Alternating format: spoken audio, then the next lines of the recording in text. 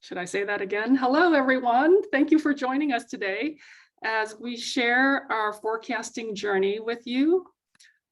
Thank you to Mohammed and Ron for coordinating all of this and providing this excellent forum for us to share and learn from each other. And I also want to thank, I'm going to take this opportunity because a lot of people made this happen. So I want to thank the many partners out there, friends from peer institutions who shared their wisdom with us and their methodologies, all of our campus fundraisers who do the heavy lifting because there's a lot of data that they have to enter for this to happen. Our functional partners like prospect development, the fund team, and IT who helped us define the data and develop the processes that make this possible. Our own two team members, Gabe Duran and Loy Fernandez, who were there with us when this whole process started. So they developed the initial forecasting approach for us. And Jake, who's with me today, who has picked up the baton and has been in charge of it ever since. So for all of the science and technology that goes into making forecasting possible, there's an equal amount of art and intuition that goes into wrangling the data needed to feed the models. So we're going to jump into it right now. Again, this is me and Jake. I lead the information strategy and analytics team at University Development and Alumni Relations at University of California, Berkeley. Jake is our senior data analyst, and our contact information is here in case you want to reach out to us. Let's review the agenda. So quickly, this is what we're gonna go through today. We'll cover a little bit of Berkeley by the numbers so you know our scale and our context. And then I'll talk about the people and process part of this whole journey. Jake is going to cover the science part and the way we built the pipeline so that we could actually do the forecasting. And then it'll come back to me for a little discussion about it's really an art still for all the science. All right, so we're going to jump into Berkeley by the numbers. Berkeley is the #1 public university in global rankings. We offer about 350 degree programs, and we have about 32,000 undergrads and 13,000 graduate students. 23% of our freshmen or our first year students are first generation college students. That's really important to us. And about 21% are transfer students.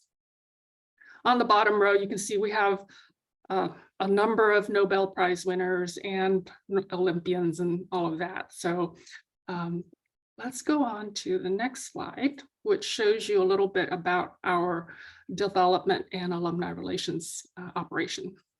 We have a centralized, decentralized fundraising operation. So UDAR, provides a lot of the centralized services, but we have fundraising operations at the college and schools and program levels. And of those, we have about 284 FTEs in central UDAR and another 170 or so in our fundraising units across campus. We're currently in a campaign that's going to be ending in December of this year, and we surpassed our goal of 6 billion as of last November. That was really exciting. You have a picture here of a few years ago when we were actually getting together, and it was a record-breaking year in 2018, I think. I don't have a current picture of when we broke the 6 billion, so we'll have to go with this one. Okay, jumping into things. Berkeley's forecasting journey was a campus-wide effort with lots of stakeholders and a lot of give and take in the process. But this is where the art of today's topic took center stage. So going to be a little hard to do this, but I'm curious by a show of hands, how many in the audience already have forecasting as a part of your program, your process? I don't know that I can see it. Oh, look at that, lots. Yes, okay. So not that you have to answer this question, but was it easy? Maybe so for some of you. Let's see if what we're going to share will resonate.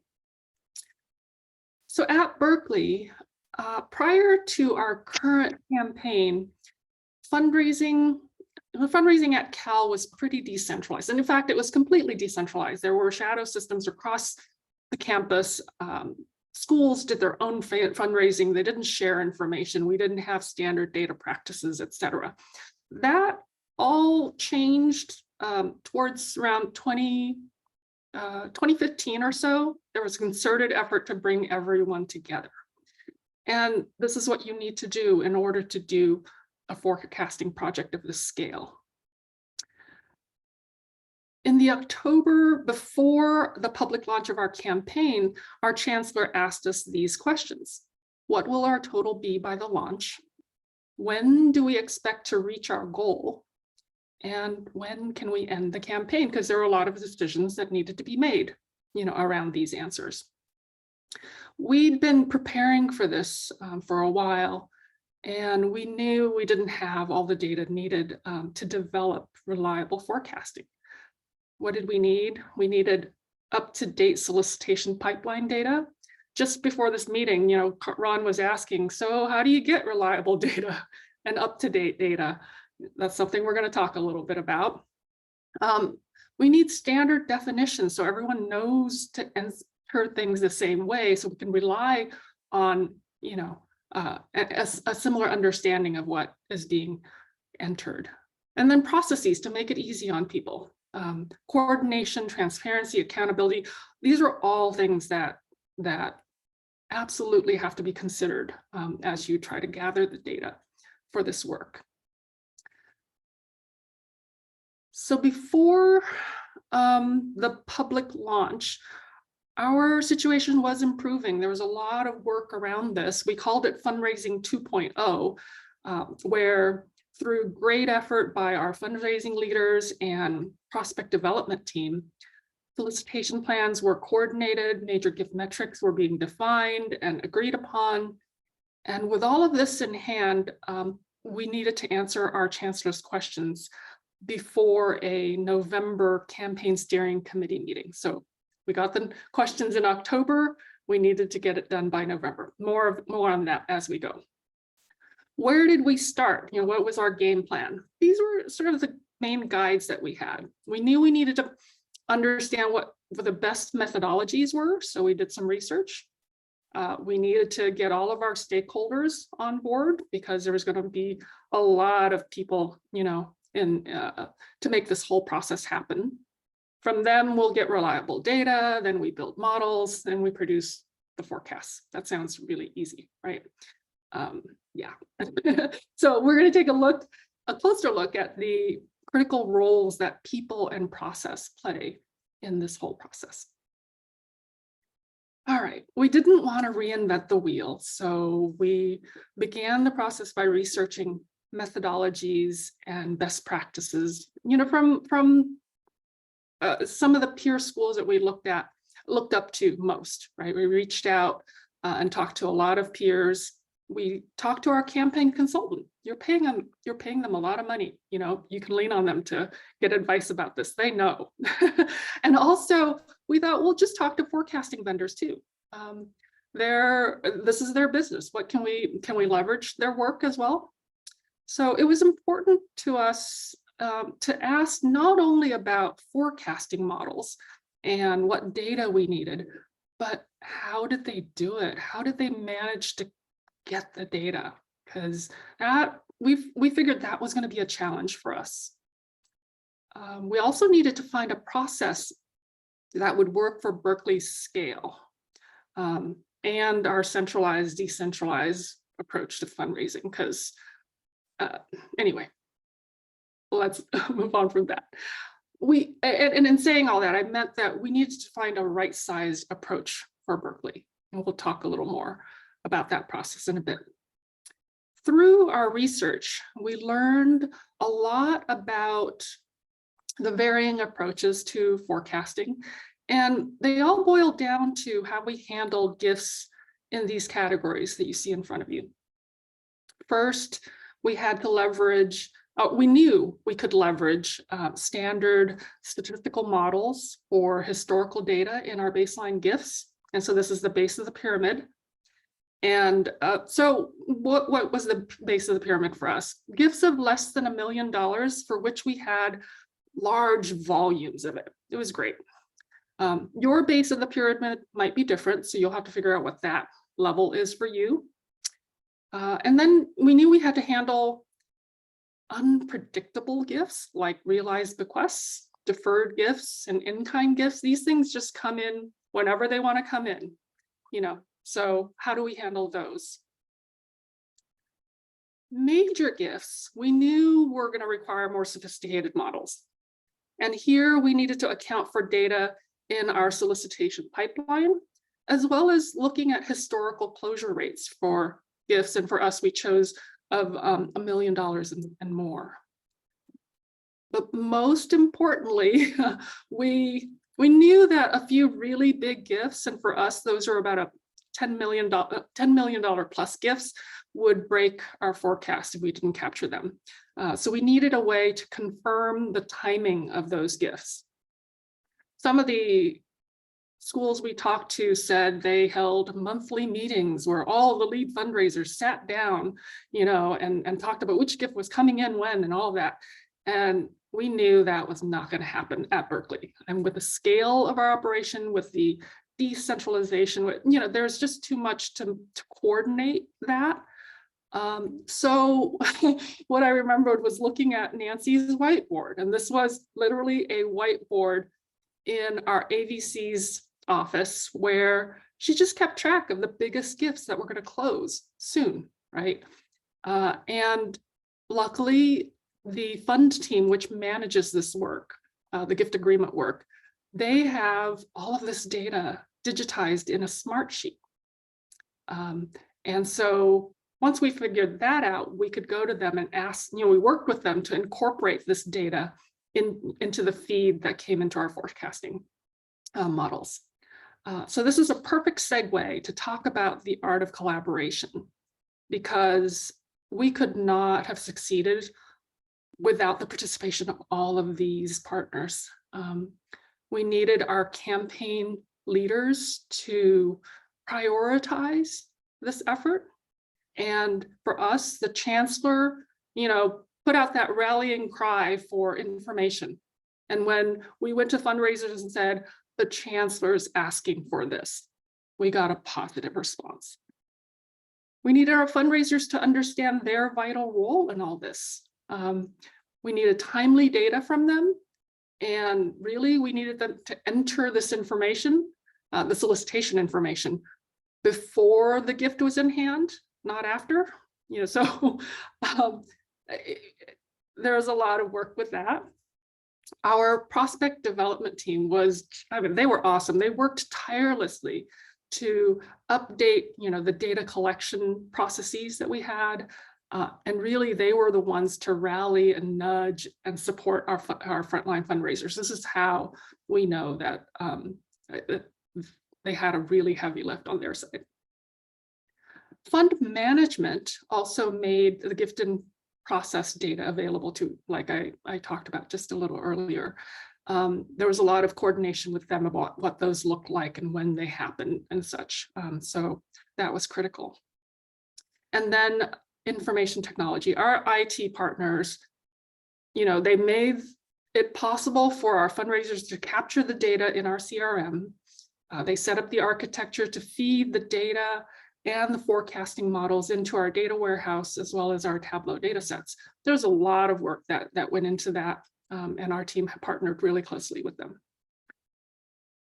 So what data did we have and what did we need?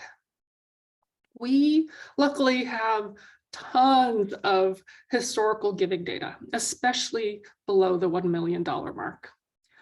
We also had been collecting, you know, a bit of the target and ask amounts and dates in our solicitation pipeline. But what we didn't have were the expected amounts and dates. We hadn't been capturing those at all, so we had to add those. And then along with that, we started collecting probability of success. And of course, as I talked about Nancy's whiteboard, the big gifts, how do we confirm those? And so again, we developed that process. All right, so when we started this journey in 2019, we thought we had about 6 to 8 months to actually gather the data and set up the process to capture it, and then create the models and all that. 4 months into this process, we were told we had 4 weeks. We had 4 weeks to forecast what our fundraising total would be by public launch and when we could end the campaign, because our chancellor needed this information to announce at the public launch and to plan, a lot around that. What did we do? We had already been planning a pilot up to that point because we knew we needed to do a small scale effort, just so we could work out the wrinkles and whatnot. Our partners were all on board already. The partners I just talked about were all on board already due to our chancellor's call to action. So we had that set up. And really our chancellor's call to action, this forced us to drop everything else. And that was actually one of the best things that could happen, right? When you said, this is the only thing we're going to focus on for the next 3 weeks. And it worked out really well for us. Our CRM was definitely not ready, to have fundraisers enter all the new data. So we dumped our proposal data into Google Sheets, and that turned out to be a perfect way to collaborate and collect, the data that we needed. It was just, Google's been a game changer in a lot of ways for us at Berkeley. So this shortened timeline also gave us little time to fuss over perfecting the forecasting model, which also worked out for us because you know how you can keep spinning all those ideas. We'd done a ton of research by then. And so we just picked the best candidates and figured we could tweak later. And that's the other thing. This is going to be just iterative. Unsurprisingly, we hit some bumps along the road during the pilot. And even after that, once we launched the whole thing, this is where that old adage, don't let perfect be the enemy of the good. Just keep that in mind, because you're going to have to handle imperfection. And you're going to have to know when to draw the line as to, what's good enough, right? So one of the things that we had to contend with right off was defining probability of success. Our fundraisers asked us, so if I put high, does that mean you're going to discount the ask amount by 80%, or is it 70? Tell me what that is. Is low 30%? They threw all these because they wanted to anticipate what we were going to translate their numbers into in the forecast. Totally understandable. And our answer was, go with your guts, please, because there's a lot of things going on. And we tried not to give them too much detail around that, because then they would try to anticipate what it was. The other thing we found was bad data, especially if you're working with spreadsheets. You're going to get amounts that don't make sense, or dates that are, too early or too late, or things like that. We found also we couldn't get enough data for plans that were too far in the future. We were trying to figure out the end of the campaign, which could be 3, 4, 5 years out. And we didn't have proposals planned for that far out. So how did we deal with those? Again, we made decisions. Maybe they were right or wrong or not enough, but we had to reason out those decisions. And then the other important thing for us was making sure we didn't double count, because we were looking at gifts in process as well as active plans, and sometimes they were the one and the same thing, right? So we had to figure out the process for linking those gifts in process to their proposals and setting up systems or processes really to make those happen. All of that comes down to change management, and whether it's defining things clearly, creating FAQs, you have to provide these things to support the folks who are joining you in this journey, basically, right? The other thing that we did around the bad data part is that we developed a lot of metrics reports, pipeline reports, audit reports. These were all out there, and it made the work that the fundraisers were putting into the system visible.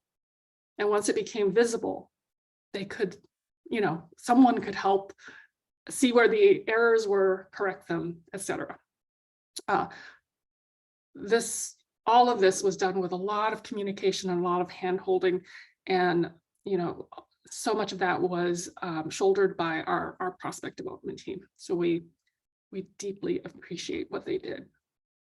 All right, so you've been waiting for this, right? This was the version 1.0 of our forecast. This is what we ended up providing to our chancellor for that campaign steering committee meeting in November of 2019.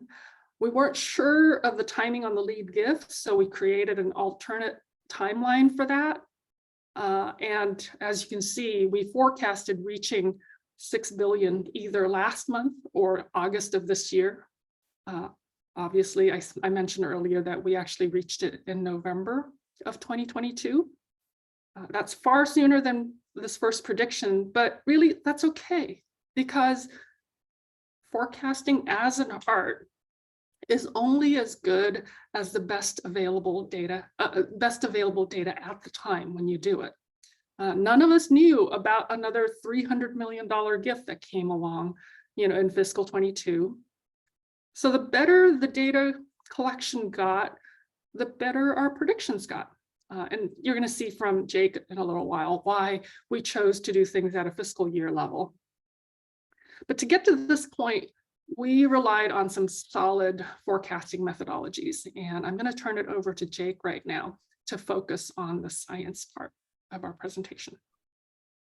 Thanks, Tam. It's Tam talked about kind of the data that we used and how we divided this into two buckets.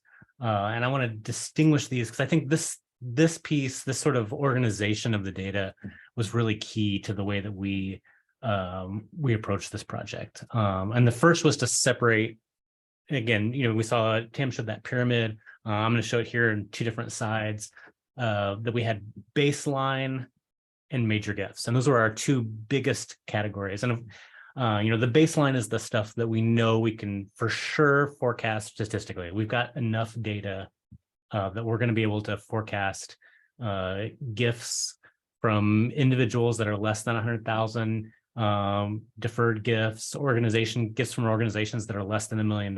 Like all those, we've got really good, lots of data. So we should be able to forecast those.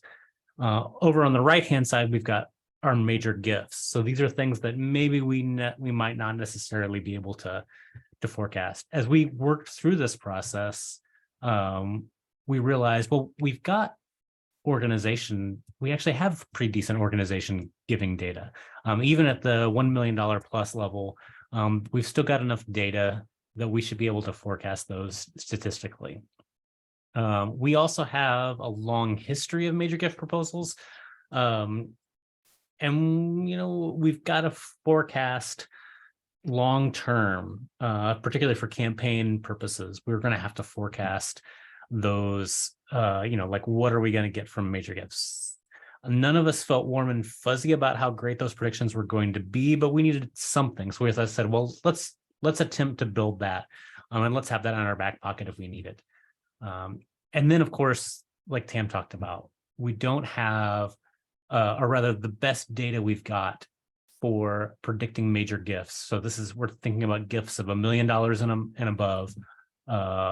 Over the next 12 months, the best data we've got is what's in proposals right now.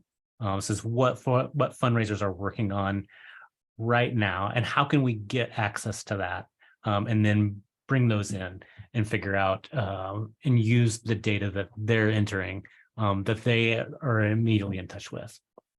So those are kind of the big buckets. And from this sort of this data model, these are the two big tools that we've developed. On the right-hand side is the sort of new version of the tool that Tam just showed.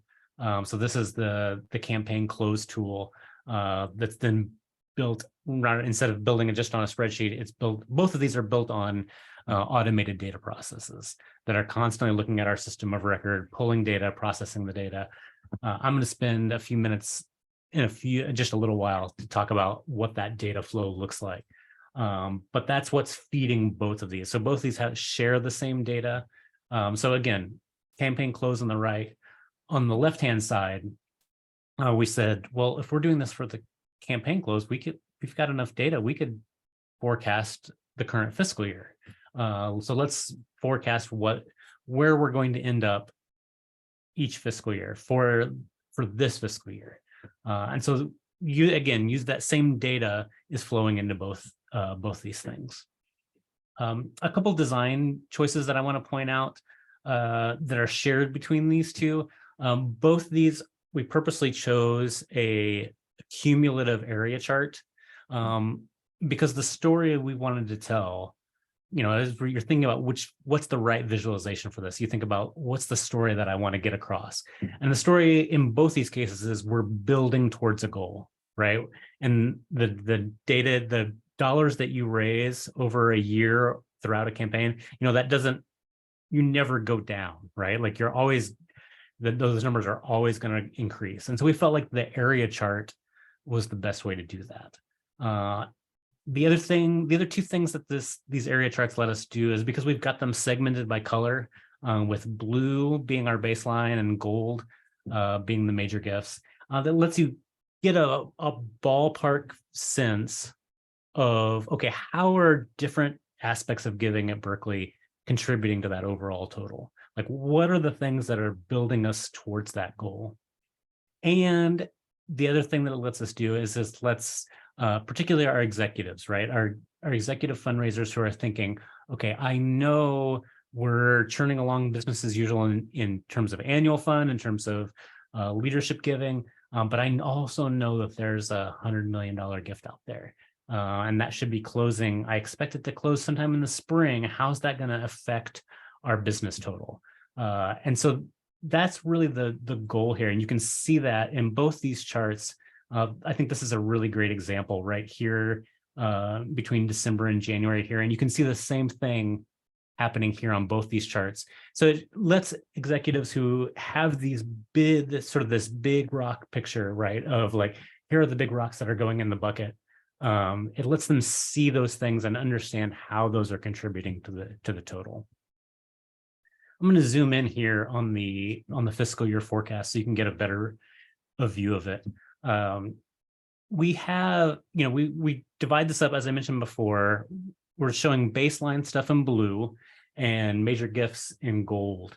But we're also distinguishing between what's actual and forecast just by using the saturation of the color. So these darker, more saturated colors are things that these are real dollars raised. These are gifts that are actually booked. And then the lighter colors are, well, what also is in the forecast? What do we expect to give? There's a third color here that you can kind of see. I'm going to flip to the next slide really fast. This is the same chart, just it's actually a few months. I took the screenshot a few months earlier. So here you can see that second color, that third color rather, a little bit better. And this gifts in process. This is the Nancy's whiteboard, right? This is the gifts that we know are in the gift agreement process, where the donor has said, yes, I'm willing to give, I'm willing to make that commitment. They told the fundraiser that, they said, and now the fundraiser goes back to the team and says, hey, let's draw up a gift agreement. Let's cross all the T's and dot all the I's. Let's get all those things in place, and then we can book the gift. We know those gifts are almost for sure coming in. It's really unlikely that one of those falls through. So we wanted to make it clear what those were and what those looked like, so that folks could depend. Again, thinking about this, again, this really big gift is a great example, right? Like we know, our executives know this is coming down the road. They know it's coming down the pike, and they're thinking, well, why aren't Tam and Jake taking that into account? This lets them see immediately, oh yeah, it's in the gift in process. It's rolled right up in there. We know where it is. We know how it's contributing to the forecast total. So that's the view of kind of the colors. The other, I think, really important aspect to this chart, or to this dashboard rather, is this table. And this is just a really simple, straightforward crosstab of what have we actually raised in that total so far this fiscal year? What have we forecast this total? And then this is the number that everybody cares about, right? Like fundamentally the number that is most interesting is where are we going to end up at the end of this fiscal year? So we wanted to provide that in a really clear way so that it helps people see immediately, okay, how is that total made up? Oh, okay, so 400 million of that we feel really good about. But there's a 700 million that's forecast, that we're expecting based on what we've seen in the past to get, and what we've seen in the past and what we know. So that allows folks to kind of adjust for that uncertainty and figure it out. A couple of the things I want to talk about here, especially because to get into the nuts and bolts from a Tableau perspective. Obviously, what's going on here is a table calculation, right? So we just have we've got rows. I've got rows in my data for each month and each category, and there's a dollar value. And those dollar values are getting summed together, and then I applied a table calculation or running sum table calculation to give us that cumulative effect over time. And that worked out really well on my first initial drafts of this. Things were going along, the link or the graph was always going upward the way it should. And then weird stuff started happening, as it always does when you deal with table calculations and stacking, right? One of the first things that I really dealt with was I had to be really careful to only stack my colors where appropriate. It makes sense to stack baseline on or major gifts on top of actual here, and it makes sense to stack these all together here. But if we accidentally, and sure enough, in early drafts of this, accidentally the forecast got stacked on top of the actuals, and suddenly we had, December was, this incredible month where we were getting multiples of everything. So one of the first things I did was, rather than using a date trunk to truncate, right now what I'm doing is I'm truncating all my dates to the first of the month. When I saw that happening, I immediately said, okay, let's deal with this let's be tricky. So if the category is forecast, then I truncate the date to the first of the month, and then I add 1 day. And you can see that subtly happening right here. And that's what's causing that gap, is that there's actually a 1 day gap there between December 1st, when the actuals stop, and December 2nd, where the forecast starts. And that seemed like a really great way to handle the problem. It took care of things until January 1st showed up. And unfortunately, I didn't get a screenshot of this. I tried to find one. I tried to dig in and find one.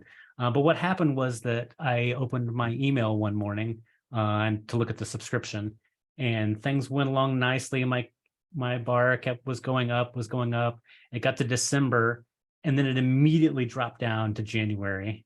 There was a short gap, and then it shot back up to the forecast. And I said, oh my goodness, I've totally broken this. What has happened? What's going on here? So I did some digging, and what would happen was that it was January. It was the beginning of the month.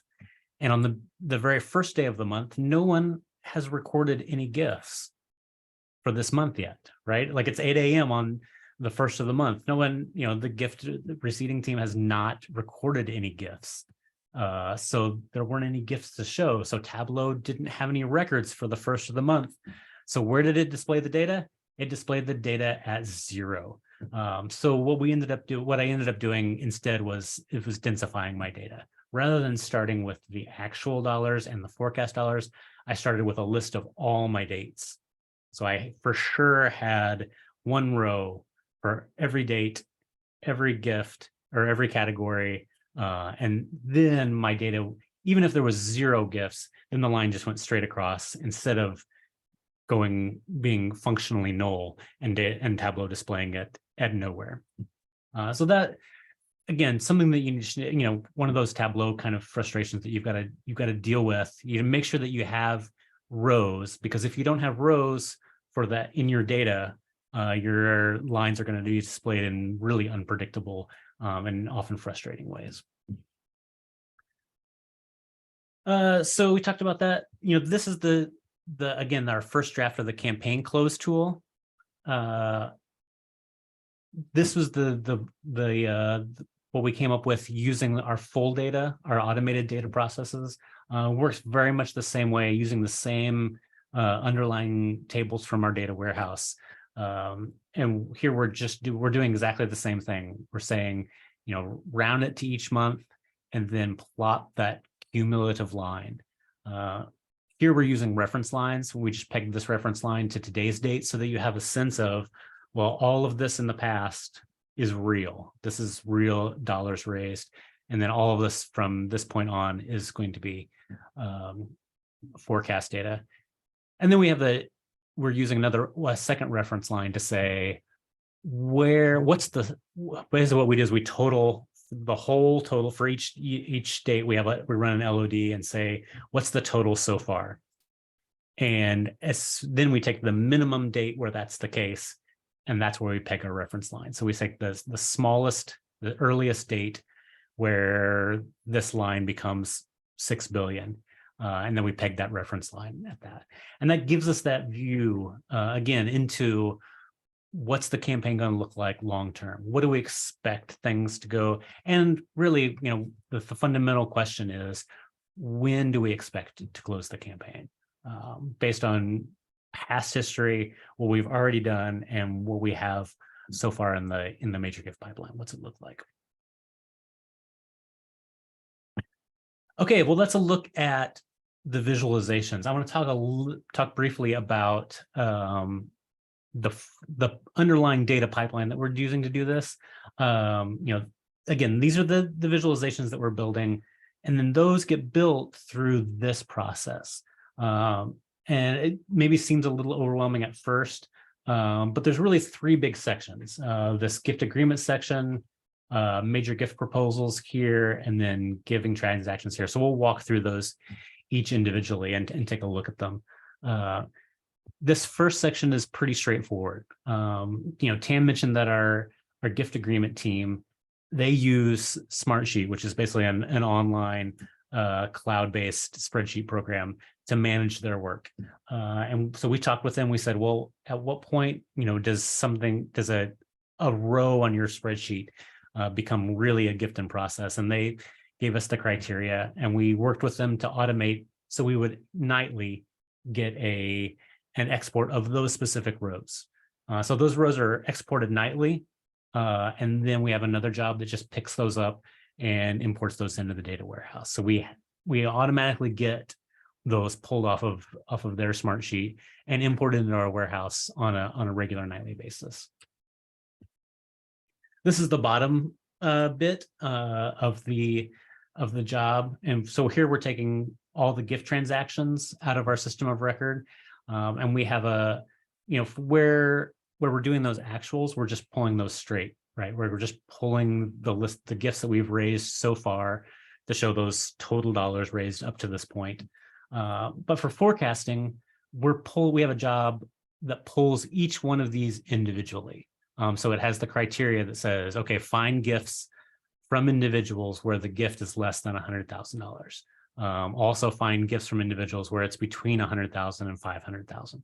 And so we pull all of those individually, and we're dumping those then into Forecast Pro, which is an off-the-shelf forecasting software that basically, you feed it data. You say, here's the time frame, and here's the output. The dollars, in our case, the dollars raised, and it does a bunch of model validation on the back end and says, okay, what's the best time series model to use against this data? It applies that and then dumps out a forecast. So for each of these, to be clear, we're building individual models for each one of these bulleted points. And then we're forecasting on each of those models individually so that the output of those is specific to those. And then we roll those all back up based on whether or not they're baseline or major gifts and use those in our visualizations. This is this last piece, and this is where we're taking the major gift proposals.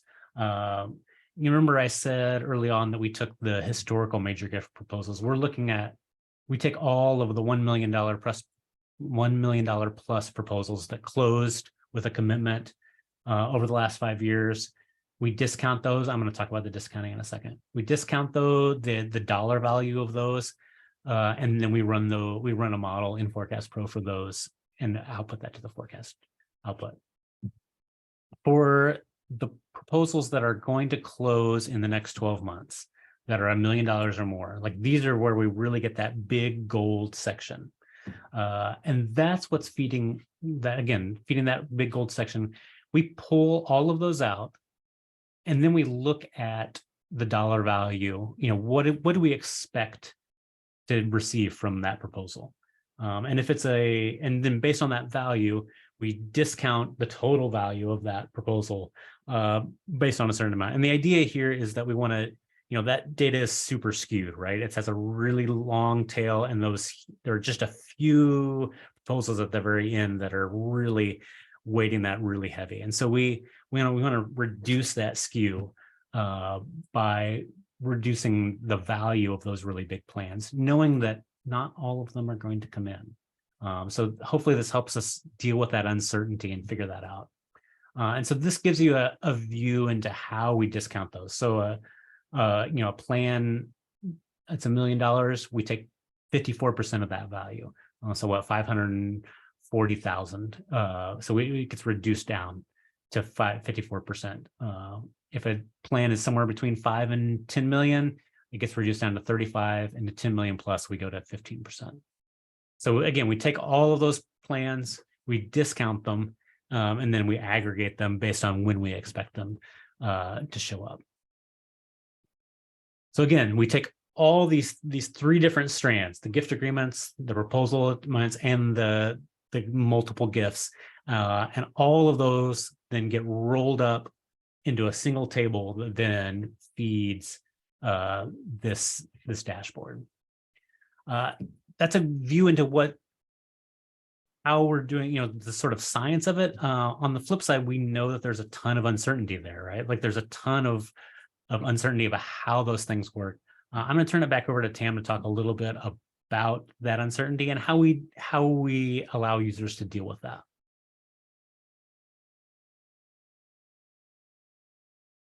Thank you, Jake. If you'll just move to the next slide. All right, so we're back to the art of forecasting.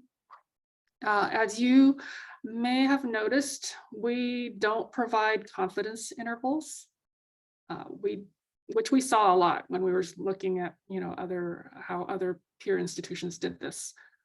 We don't peg our predictions to the stock market or macroeconomic indicators and such, and we found that there's just not strong correlations for us. We either lag or there's just a lot of variability in that, so we don't do it. We thought hard about our audience of campaign leaders, the users of these tools.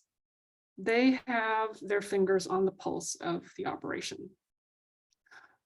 They know about those big gifts, and 1 or 2 big over the transom gifts, or the pandemic, the inflation, staff churn, ask counts are down because all of these things can significantly impact our forecast, and our leaders know it. So we depend on their intuition and on-the-ground knowledge for adjustments. So in the fiscal year forecast, as you can see, this is filters that they can adjust, and we allow them to adjust the 2 main giving categories. So if in a year when annual giving might be really struggling, they can think about or grants per se, right? Things that are feeding into the baseline, they can adjust that 5%, 10%, whatever it is they feel is real at that time. Or they could adjust major gifts based on, like right now, they may want to adjust major gifts because our ask counts are really down this year. They know it. They know what really is happening on the ground. And so this allows them to tell the story based on what they are seeing and sensing. Next slide. In the campaign planning tool, we also allow our campaign director to adjust the forecast based on fiscal year goals. You know, each year we sit down with our vice chancellor, we talk through what's possible, what is predicted, right? We show the prediction, and then we negotiate. And she says, well, I feel comfortable with this number. So we put that number in, right?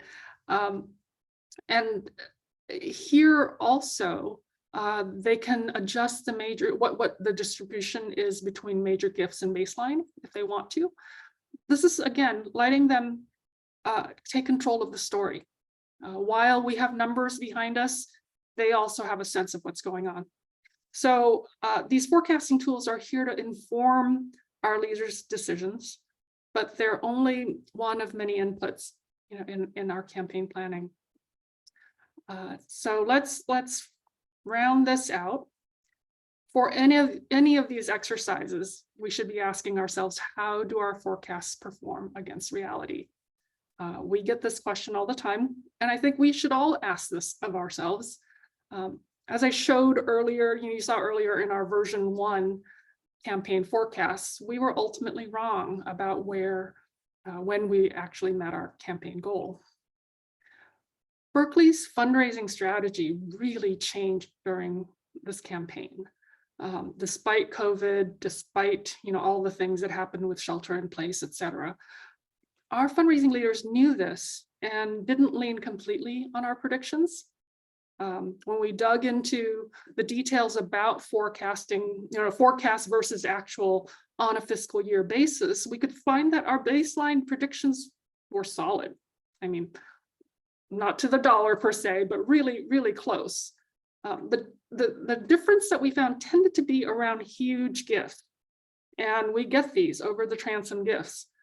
So it's hard to predict, those.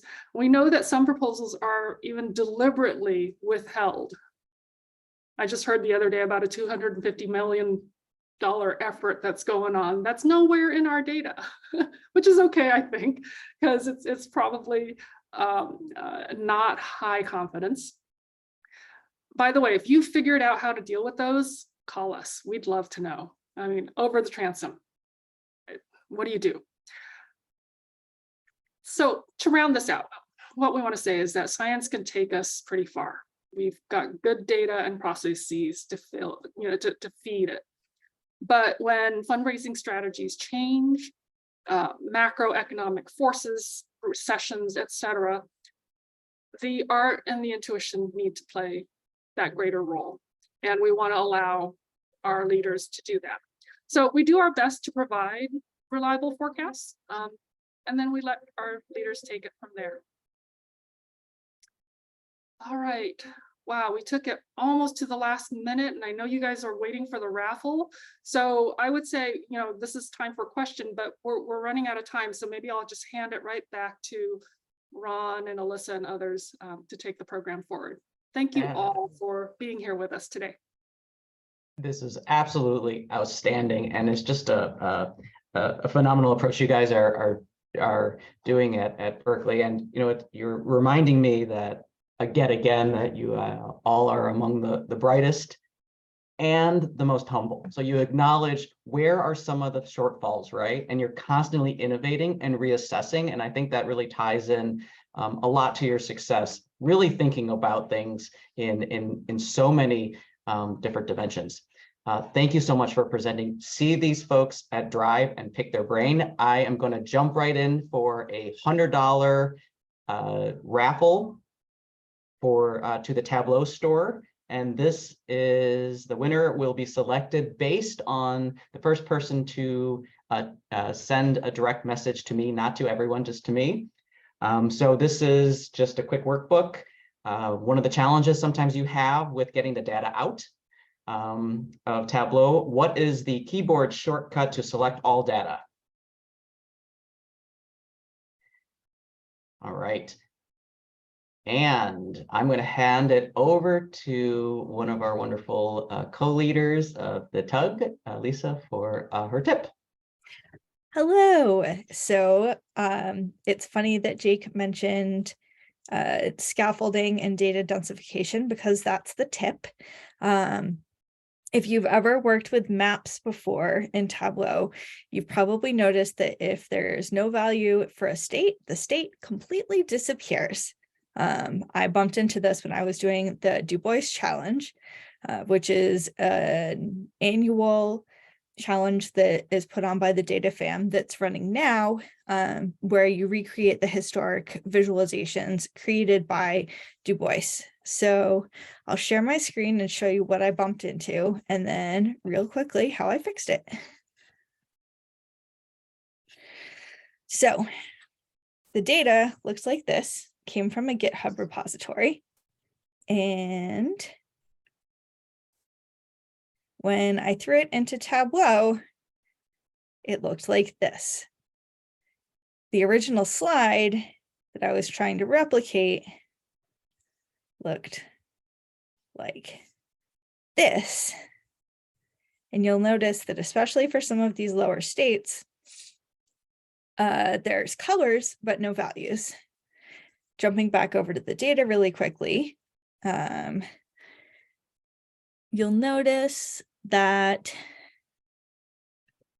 the colors are not included. There's just states and numbers. So when I threw it into Tableau, I had two problems off the bat. I was able to solve them all in one go. If there wasn't a number, the state disappeared. And since I was doing fancy stuff with the backgrounds, a lot of times you can work around this by leaving the background map with the state borders and the areas. But if you're trying to get a very specific look and feel, and you take out a lot of the map layers that are behind and the state labels and all that kind of thing, you're just left with, you know, like what happened to Iowa. So the fix to both of these is pretty straightforward. You just have to have a value in the field that is equal to 0. So there's two ways to do this. One is to create or find a data source called United States Scaffold, which you then just join in Tableau on whatever format you have your state in. That'll force it to be an empty row. It'll show up in the viz. I thought this was going to be hard. It was not hard. I had just never done it before. And I'm finding that true with so many tips. And then in this case, since I also needed color, I had to go back through and remember what the abbreviations for all 50 states were and manually create a 0 in the viz. But if there had only been 2 or 3 missing states, as is often the case, it would have been very quick and easy to just throw in a couple of zeros in the data source. So, and then after that, I was able to create this viz, which Thanks so much. you know, has the colors and then hid the zeros. So presto changeo, the background maps are gone, but the state outlines are still there. So that's the quick tip. And back over to you, Ron. Did we have a winner for the raffle? We did. We have Kelly, who is a 2-time winner. We had some very, very quick responses.